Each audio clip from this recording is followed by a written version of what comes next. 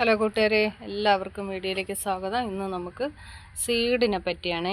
കുറേ പേര് മെസ്സേജ് ഇട്ട് സീഡ് അവർക്ക് കിട്ടണില്ല, പെറ്റുമണിയിൽ സീഡില്ല, എങ്ങനെയാണ് അവർക്ക് കണ്ടിട്ട് പോലും ഇല്ല, അവർക്ക് അറിഞ്ഞുകൂടാ എന്നാണ് പറയണത്. അപ്പോൾ ഞാൻ കുറേ പറഞ്ഞു കൊടുത്തിട്ടുണ്ടെങ്കിലും എത്രത്തോളം മനസ്സിലായിട്ടുണ്ടെന്ന് അറിഞ്ഞുകൂടാ. മുമ്പ് വീഡിയോ ഒക്കെ ചെയ്തിട്ടുണ്ടായിരുന്നു, അതൊന്നും കാണാത്ത പുതിയ കൂട്ടുകാരായിരിക്കും.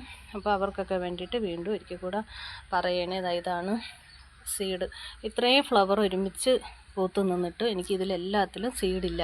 വല്ലപ്പോഴും മാത്രം ചിലതിൽ മാത്രമേ സീഡ് വരണുള്ളൂ. അത് ചില വെറൈറ്റിയുടെ പ്രത്യേകതയാണ്. നമ്മളെ നാടൻ ഈ വയലറ്റിലൊക്കെ ആണെങ്കിൽ എപ്പോഴും സീഡ് വരാറുണ്ട്. ഇതിൽ അങ്ങനെ വരില്ല, വല്ലപ്പോഴേ വരുള്ളൂ. വരുമ്പം നമുക്കിത്തി വലിയ വലിപ്പമുള്ള സീഡ് തന്നെ കിട്ടാറുമുണ്ട്.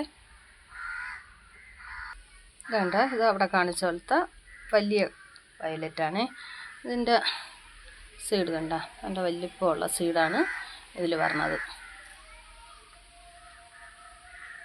ഇത് സാധാ നമ്മളെ നാടൻ ഇതിൻ്റെ സീഡ് ഇതാണ്. ചെറിയ ടൈപ്പ് സീഡാണ്, പക്ഷേ എല്ലാ ഫ്ലവറിലും പെട്ടെന്ന് സീഡ് വരാറുണ്ട്. ഇതാണ് സീഡ്. നമ്മളെ മല്ലിയുടെ ടൈപ്പ്, മല്ലിയുടെ അതേ സെയിം കളറിലിരിക്കേ. ഇതിനൊക്കെ ആണെങ്കിലും നമുക്ക് ഇത്തിരി വലിപ്പമുള്ള സീഡ് കിട്ടാറുണ്ട്. അതും എല്ലാത്തിലും വരില്ല. കുറേ പേരൊക്കെ വീഡിയോ കണ്ടിട്ട് ഫുള്ള് വീഡിയോയും തീർത്ത് കാണാതെ വന്നിട്ട് നമ്മുടെ അടുത്തേക്ക് ഈ ഡബിൾ പെറ്റൽസിൻ്റെ സീഡാണോ കൊടുക്കണതെന്ന്, നിങ്ങൾ 100 രൂപയ്ക്ക് കൊടുക്കണമെന്ന് പറഞ്ഞതെന്ന്. പക്ഷേ അല്ല, ഇതിൽ സീഡ് വരില്ല. ഇത് നമ്മൾ കട്ടിങ് വെച്ചിട്ടാണ് പിടിപ്പിക്കാൻ. കട്ടിങ് പോലും പിടിച്ച് കിട്ടണില്ല, ആർക്കും കൊടുക്കാൻ പറ്റണില്ല. ഒരുപാട് പേര് ചോദിക്കുന്നുണ്ട്, ആർക്കും കൊടുക്കാൻ പറ്റണില്ല, അത്രയും ചീഞ്ഞു പോകണം. നമുക്ക് കൊടുക്കാനുള്ള സീഡ് ഇതിൻ്റെ സീഡാണ്. വീഡിയോ തീർത്ത് കാണാതെയാണ് എല്ലാവരും സംശയങ്ങൾ ചോദിക്കുന്നത്. അതുപോലെ ഈ നാടൻ ഡബിൾ പെറ്റൽസ്, ഇതിലും ഒരിക്കലും സീഡ് വരില്ല. ഇതിൻ്റെ എല്ലാം കട്ടിങ് വെച്ചിട്ട് മാത്രമേ നമുക്ക് അടുത്ത പ്ലാന്റ് ആക്കിയെടുക്കാൻ പറ്റുള്ളൂ. കുറേ കൂട്ടുകാരൊക്കെ നമ്മളിൽ നിന്ന് സീഡ് വാങ്ങിച്ചിട്ടുണ്ട്. അപ്പോൾ സീഡ് എങ്ങനെയൊക്കെയാണ് നമുക്ക് കിളിർപ്പിച്ചെടുക്കേണ്ടതെന്നാണ്, അതിന് വേണ്ടിയിട്ട് എടുക്കേണ്ട പോട്ട് മിക്സ് എന്തൊക്കെയൊക്കെയാണെന്നാണ്. അതിന് വേണ്ടിയിട്ട് മണലാണ്, എംസാൻഡാണ് കയ്യിലുള്ളതാണെങ്കിൽ അതായാലും എടുത്താൽ മതി. നമുക്കിപ്പോൾ കുറച്ച് മണലുള്ളതുകൊണ്ട് അതാണ് എടുത്തിരിക്കുന്നത്. എംസാൻഡ് പുറത്ത് കിടന്ന് മഴ നനഞ്ഞിട്ടൊക്കെ കിടക്കണമെങ്കിൽ ഒരു കുഴപ്പമില്ല, ഇല്ലെങ്കിൽ കഴുകിയിട്ട് ആണ് എടുക്കാനേ. സീഡ് മുളപ്പിക്കാൻ വേണ്ടിയിട്ട് എടുക്കുമ്പോൾ അങ്ങനെ എടുക്കണം. പിന്നെ നമുക്ക് ഉണക്ക ചാണകപ്പൊടി ഇത്തിരി കുറച്ച് വേണം. പിന്നെ വെറും മണ്ണ്, ഈ മണ്ണിൽ ഒരു വളവും ചേർത്തിട്ടില്ലാത്ത വെറും മണ്ണാണ് നമുക്കിതിന് ആവശ്യം. ഇത് 3 കൂടെ മാത്രം മതി, വേറെ ഒന്നും ഇതിന് വേണ്ട. ഇത് 3 കൂടെ നന്നായിട്ട് ജോയിൻ ചെയ്ത്. ചിലർ ചോദിക്കാണ്ട് ചകിരിച്ചോറൊക്കെ ചേർക്കാറുണ്ടോ, ചകിരി കമ്പോസ്റ്റ് സീഡ് മുളപ്പിക്കാൻ വേണ്ടിയിട്ട് പ്രത്യേകിച്ച് വാങ്ങിക്കാൻ കിട്ടും, അത് വാങ്ങിച്ചിട്ടാണ് സീഡ് മുളപ്പിക്കണതെന്നൊക്കെ ചോദിച്ചിട്ടുണ്ട്. ചകിരി കമ്പോസ്റ്റ് ഒന്നുമില്ല, സാധാ ഇതുപോലത്തെ പോട്ട് മിക്സിൽ തന്നെയാണ് ഞാൻ സീഡ് പാവണത്. ഇടയ്ക്ക് അല്പം ചകിരി ചോറിട്ടിട്ട് ഞാൻ സീഡ് പാവിയപ്പോഴേക്കും ഇത് കിളിർത്ത് നന്നായിട്ട് കിട്ടി. പക്ഷേ ഒരു 3-4 ദിവസമായപ്പോൾ അത്രയും അഴുകി അങ്ങ് പോവുകയാണ് ചെയ്യണം. അപ്പോൾ നമ്മൾ അതിന് ശേഷമാണ് ഞാൻ ഇങ്ങനെ ചെയ്യാൻ തുടങ്ങിയത്. ലൂസായിട്ടുള്ളത് ഇതാകുമ്പോൾ പെട്ടെന്ന് വെള്ളം അങ്ങ് വാർന്നു പോകും.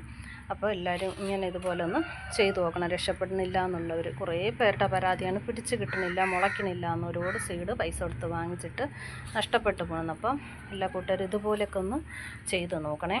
അതിന് വേണ്ടിയിട്ട് ഇതിൻ്റെ ചുവട്ടിൽ നമ്മൾ കുറച്ച് കരിയാണ് ഇട്ടിട്ടുള്ള, കരിയോ കല്ലോ എന്ത് വേണമെങ്കിലും ഇടാം. വെള്ളം മണ്ണൊന്നും ഒഴുകി പോകാതിരിക്കാനും കെട്ടി നിൽക്കാതിരിക്കാനും ഇതാകുമ്പോൾ ദിവസം പെട്ടെന്ന് വെള്ളം പോവുകയും ചെയ്യും, വാർന്നു പോകും. അപ്പോൾ ഇതിൽ നമുക്ക് സീഡ് ഇടാം. ഒരു അര മാത്രമേ മണ്ണെടുത്തിട്ടുള്ളൂ, ഇത്രയും മണ്ണ് മാത്രം മതി. അതിൽ വലിയ കട്ടയൊക്കെ ഉണ്ടെങ്കിൽ നമ്മളെല്ലായിടത്തൊക്കെ ഒഴിവാക്കണം. എന്നിട്ട് സീഡ് ഒരുമിച്ച് നമ്മൾ വാങ്ങിക്കുന്ന സീഡൊന്ന് ഒരിക്കലും നമ്മൾ സീഡ് വാങ്ങിക്കുമ്പോൾ ഒരിക്കലും ഒരുമിച്ച് സീഡ് ഇട്ട് കൊടുക്കരുത്. എപ്പോഴും പകുതി മാറ്റി വെച്ചിട്ട് വേണം നമ്മൾ എപ്പോഴും സീഡ് ഇടാൻ വേണ്ടിയിട്ട്. അപ്പോൾ ബാക്കി വെച്ചാൽ എന്തെങ്കിലും കാരണവശാൽ മുളയ്ക്കാതെ പോയാൽ നമുക്ക് വേറെ പോട്ട് മിക്സ് ഉണ്ടാക്കിയിട്ട് വേറെ റോസ ഇട്ട് കൊടുക്കാം, അങ്ങനെ മുളപ്പിക്കാം. അത് പോയിട്ട് സീഡ് ഇടുമ്പോൾ ഒരുപാട് തിങ്ങിപ്പോകരുത്, നിറഞ്ഞു പോകരുത്, അകലത്തിന് മാത്രമേ ഇടാവൂ. ഇതുപോലെ നമ്മൾ സീഡിട്ട് ഇതുപോലെ അകലത്തിന് നിൽക്കണം, തൈകൾ ഇളക്കിയെടുക്കാൻ, എന്നാലേ നമുക്ക് എളുപ്പമായിട്ടുള്ളൂ. ഇപ്പം ഞാൻ ഒരല്പം സീഡ്, വളരെ കുറച്ച് സീഡ് മാത്രമേ എടുത്തിട്ടുള്ളൂ. ഈ സീഡ് നല്ല ഇതായിട്ട് ഇട്ട് കൊടുക്കണം. കൂട്ടത്തോടെ ഇത് വരരുത്, കൂട്ടത്തോടെ കിടന്ന് നമുക്ക് എടുത്ത് മാറ്റി നടാനൊക്കെ ബുദ്ധിമുട്ടായിരിക്കും. പെട്ടെന്ന് പൊടിച്ച് പറഞ്ഞെല്ലാം ഒരുമിച്ചങ്ങ് അഴുകിപ്പോവും. അപ്പോൾ നമുക്ക് അകലെ ഇട്ട് ഇതുപോലെ കാണിച്ചു തരാം. ഇതിൽ കുറച്ച് മുളക് പിടിച്ച് നിൽപ്പുണ്ട്. ഇതിൻ്റെ ഞാൻ കാണിച്ചു തരാം. ഈ ഭാഗത്തുനിന്ന് നമുക്കൊരു സ്പൂണോ എന്തെങ്കിലും ഇട്ടിട്ട് ഇതൊന്ന് പൊക്കി കൊടുക്കണം. പയ്യെ ഒന്ന് പൊക്കി കൊടുക്കണം. ഇങ്ങനെ എടുക്കുമ്പം ആ ചെടി പോലും അറിയില്ല, അതിൻ്റെ വേര് അനങ്ങരുത്, വേരിളവി പോകാനും പാടില്ല. അങ്ങനെ എടുത്തിട്ട് ഒരു കപ്പിലോ എന്തിലെങ്കിലും കുറച്ച് മണ്ണ് പോട്ട് മിക്സ് നമ്മൾ തയ്യാറാക്കി വച്ചിട്ട് അതിനകത്തോട്ട് ഒരല്പം മണ്ണും കൂടെ ഇട്ട് കൊടുത്താൽ മതി. ഇപ്പം നമ്മളെടുത്തത് ആ പ്ലാന്റിന് ഒരു അനക്കവും തട്ടിയിട്ടില്ല, ഒരു ഇതുമില്ല.